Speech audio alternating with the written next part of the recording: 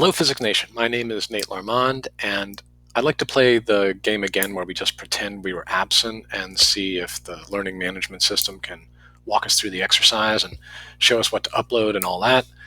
But before we do that, we played the name game in the last video, and I forgot to scroll down. It's a classic student mistake to just get caught up in physically what the teacher is asking, but not sort of read the entire assignment. Like, this is the rationale. Why? Why are we memorizing people's names? Why are we playing this visualization trick? Well, here's the TED Talk on the Palace of the Mind, the visualization trick. This journalist goes to these memory competitions, and it's crazy. Anyway, watch the TED Talk if you have a spare 10 or 15 minutes. And why you want to identify your classmates as individuals is to fight a stereotype threat. And this guy, Professor Steele, is the Dean of Education at Stanford University. So I'm going to let him explain stereotype threat and the, very real cost our country pays. It's been in the news recently. And so often teachers will just throw learning exercises at you, but not explain why. So we are attacking stereotype threat. We are identifying our classmates as individuals with, the same dreams that you have. We're all trying to survive and maybe build something beautiful, bring something unique into the world, alleviate human suffering, and, leave it a little bit better than how we found it. So check out these videos if you have a spare minute. Professor Steele is amazing. This TED Talk on Palace of the Mind is cool too. That's the end of the name game. And let's go back to Schoology. See what's up with assignment 2. So here are the resources again. Here are the assignments. What we're going to do is Professor Gosling uses data visualizations to attack misconceptions. Okay, so here's assignment 2. Students usually like to use the right-hand menu. So follow the link to the video, Don't Panic, End Poverty.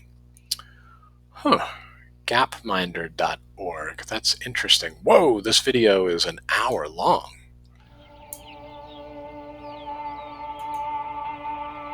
A war that seems to have no end. An enemy that feels unbeatable. Extreme poverty. More than half the people of the world are living in conditions approaching misery. We've had endless campaigning. They are trapped in the prison of poverty. Wow, okay, so we're going to watch a video in physics class about ending poverty. Sounds kind of counterintuitive. I don't know what to say about that, but it will all become clear. Professor Gosling is all about data visualizations. He's going to try to show you the truth and sort of prove that your emotional reality is not necessarily physical reality. Anyway, I don't want to give away what's in the video. We start by clicking on this little Google form and taking the same quiz that his studio audience takes. So, Google Forms are usually used for like wedding invitations. Do you want to have chicken or steak or whatever? They're like surveys. They're digital surveys. So I'm going to harvest data from you guys using Google Forms. And there are just 3 questions in this first one. Considering the entire world population, hang on, let me get the halo. Considering the entire world population, how many people out of 10 have electricity at their home? Okay, so 10% have electricity at home, 50% have electricity at home, 100%? I don't know. So just take the survey, read the questions, and then hit the little submit button, and we're going to see, are we close to reality?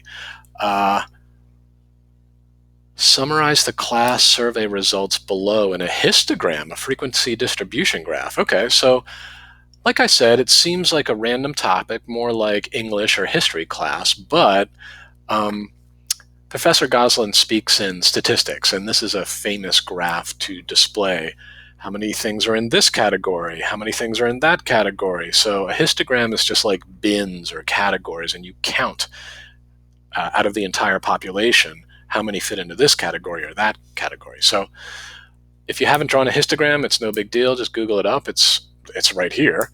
And all we're going to do is watch the entire video and sort of write answers to these questions. So This is a classic learning exercise. Watch the video, read these questions. Maybe we'll chat in class before we summarize our answers. Like, what does this say? For example, he compares Malawi to Sweden in the two images above. On the left side of the green distribution, he says these people are not able to fully participate in Swedish society. So to the left side of the green distribution, these people are not fully able to participate in Swedish society. What does he mean by that? Okay, so what you're going to do is copy the Google Doc version of this.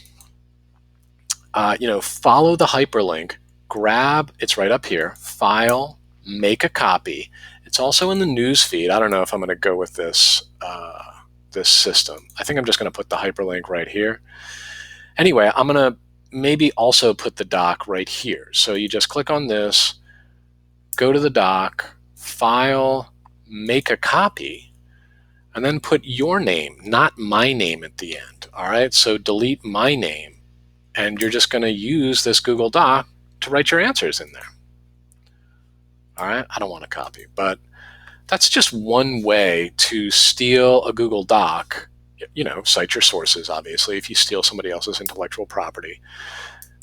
Put your name at the end, and then you can just type here, or you can write on a piece of paper, hold it up to the document cam, insert right here. Hit insert, where is it? Image, and then camera. I think typing's faster, but if you just want to hold up the piece of paper right here, you can submit your handwritten work like that. So like I said, this professor, he's going to blow your mind. Like, this video is an hour, but the way he really brings the data to life and really shows you a whole new perspective on statistics. He really makes it accessible. I think he tells a story in a very compelling way. So just answer these questions with the copied Google Doc. And like I said in the last video, there's usually a little submit button up here, and make sure you go to resources, go to apps, add the Drive app, and once you do that, you hit the little submit button, go to resources, go to your Drive, check the little box next to your copy of the Google Doc, and upload your Google Doc. Sounds complicated, but we'll just take it one step at a time. Thanks for watching. See you in the next video.